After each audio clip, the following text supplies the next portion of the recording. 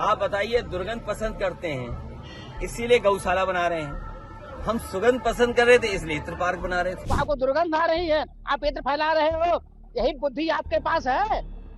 आप सभा के राष्ट्रीय अध्यक्ष बने हुए हो, गाय पालने वाले को, गौशाला पालने वाले को आप दुर्गंध फैला रहे हैं। जो व्यक्ति ये कहता हो कि गौशाला में दुर्गंध आ रही है, वह व्यक्ति यादव कैसे हो सकता है? यादव लोग तो गौ माता और गौशाला खोलते हैं, गौ सेवा करते हैं, और तुम गौशाला के बदबू बता रहे हो। हमको लगता है आप यादव नहीं है, केवल आप बनते हैं यादव। समाजवादी पार्टी भाजपा से लड़ते लड़ते कब सनातन विरोधी हो गई, इसको स्वयं अखिलेश यादव जी को आज विश्लेषण करना चाहिए।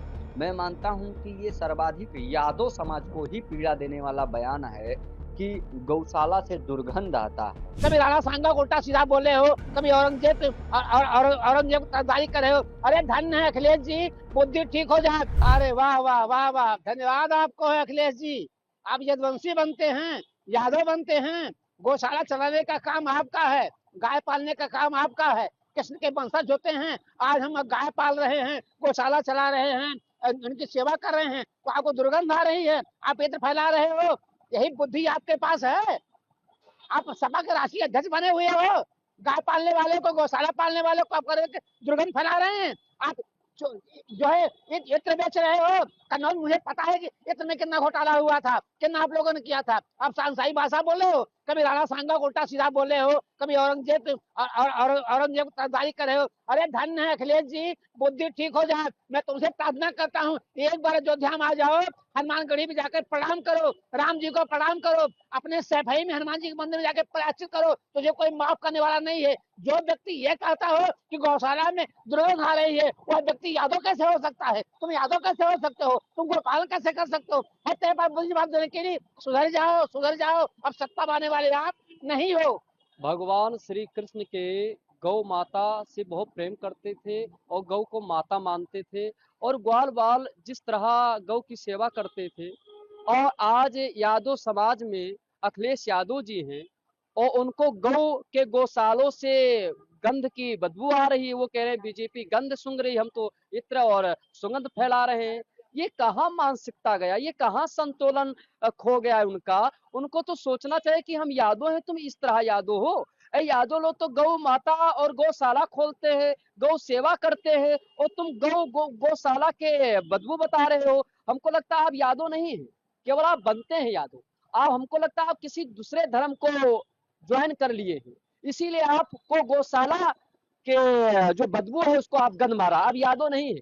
आज से आपको मैं यादव नहीं कहूंगा अखिलेश यादव जी। आज से आप, हमको लगता है कि इस्लामिक में शामिल हो चुके हैं आप, इसीलिए इस तरह बोल रहे हैं। एक सच्चा यादव कभी गौ का अपमान नहीं करेगा, गौशाला का अपमान नहीं करेगा। और आप समाजवादी पार्टी के राष्ट्रीय अध्यक्ष हैं, और इस तरह जो हमारे यादव लोग हैं, जो ग्वाल बाल हैं, जो साधु संत हैं और गौ की सेवा करते हैं, गौशाला खोलते हैं, उनके हृदय में बहुत बड़ा चोट पहुंचा है आपके इस बयान पर। आप आइए अयोध्या में राम मंदिर के सामने माफी मांगिए, और अपना लुकना लगड़िए, और यादव से माफी मांगिए। जितने भी हमारे हिंदुस्तान में यादव समाज रहते हैं, उनसे आप माफी मांगिए। यादव समाज के चरणों का धूल आप पान कीजिए, तब आपका ये अपराध समाप्त होगा। ये उत्तर प्रदेश का दुर्भाग्य रहा, उत्तर प्रदेश वासियों का दुर्भाग्य रहा कि हमने समाजवादी पार्टी के नेता के रूप में अखिलेश यादव जी को पूर्व में मुख्यमंत्री चुना था, और बड़ा उम्मीद था इनसे कि ये यादव समाज से आते हैं, यादव परिवार से आते हैं। और यादव समाज तो हमेशा से गौ सेवक रहा है। यादव समाज को तो गौ पालक कहा जाता है, गौ सेवक कहा जाता है, गौ रक्षक कहा जाता है।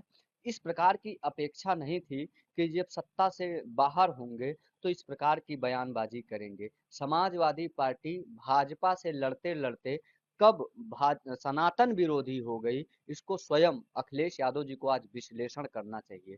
जिस प्रकार से वो साधु संतों के ऊपर अपमानजनक बयान दे रहे थे, प्रभु श्री राम पर अपमानित बयान दिया जा रहा था, अब उसी लाइन में एक कदम आगे बढ़ते हुए मैं मानता हूं कि ये सर्वाधिक यादव समाज को ही पीड़ा देने वाला बयान है कि गौशाला से दुर्गंध आता है।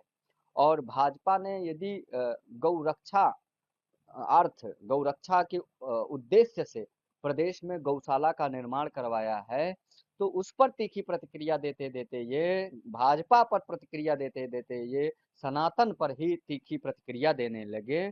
और मैं मानता हूँ कि न सिर्फ उत्तर प्रदेश बल्कि भारत के हर घर में गौ सेवक पाए जाते हैं और भारत के हर घर में गौशाला होती है। हमारे यहाँ तो जब पूजा पाठ होता है तो गौ माता के गोबर से घर को लीप के पवित्र किया जाता है और उसकी खुशबू से पूरा घर जो है सुगंधित हो जाता है और पूरे घर में सकारात्मक ऊर्जा का संचार होता है। लेकिन दुर्भाग्य है कि ये तथाकथित नेता जिन्हें हम बड़े बड़े पद पर बैठा देते हैं, वही नेता हमारी गौ माता पर, हमारे गौ सेवकों पर, गौशालाओं पर और उन राजनीतिक पार्टियों पर भी जो सनातन की कहीं ना कहीं सेवा करने की इच्छा रखती हैं, उस पर तीखी प्रतिक्रिया देते हैं। ये मैं मानता हूं कि सनातन पर सवाल खड़ा कर किया जा रहा है, गौ माता पर सवाल खड़ा किए जा रहे हैं।